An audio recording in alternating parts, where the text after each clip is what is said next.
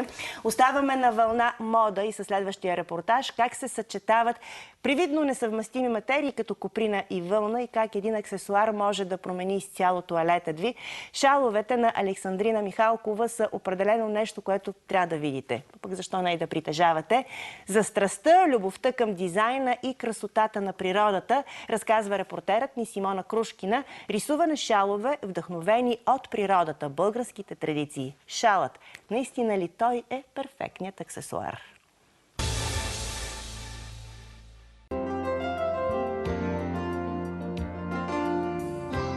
Александрина Михова е художник и дизайнер и е открила своята най-голяма страст – да прави жените красиви, не как да е, а с ръчно изработени рисувани шалове. Но преди всичко за мен това е удоволствие. Правя го за мое вътрешно удовлетворение, което се опитвам да предам на дамите също. За кои дами са подходящи вашите шалове? Ами с нестандартен вкус при всички положения, но и с любов към цветята, изкуството, цветовете, към българските традиции. Не знам. Към по-младите дами, може би, но да ви кажа, с изненада приятна разбрах на базарите, които съм участвала, че и по-възрастни дами проявяват интерес и оценяват труда ми и продуктите ми. А когато става въпрос за изработката на нещо красиво, вдъхновението може да дойде от всякъде. В случая това е природата.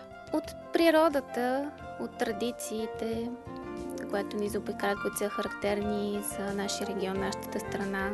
Специално с вълната, тя е доста застъпена в нашия фолклор и традиции, но най-вече от природата.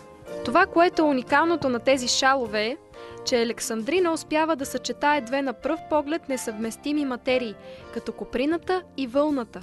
Това е, може би на пръв поглед е така, но всъщност взаимно според мен се допълват.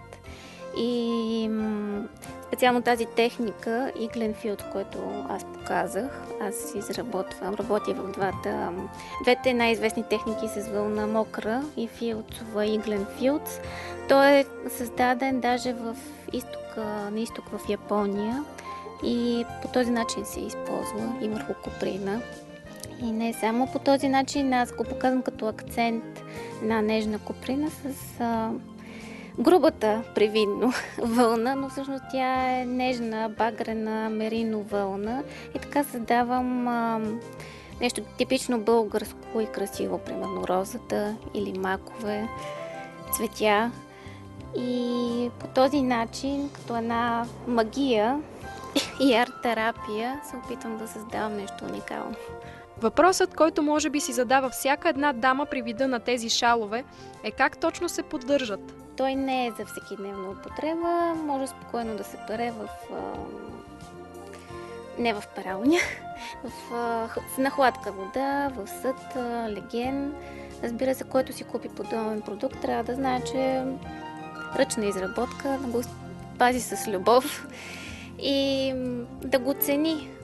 Не е като обикновен фабричен шал, но съвсем спокойно може да се поддържа. Креативност, изкуство и любов се преплитат в шаловете на Александрина Михова, за да създадат нещо женствено и красиво. И успяват да помогнат на дамата, която ги носи, да отцвети всеки свой ден.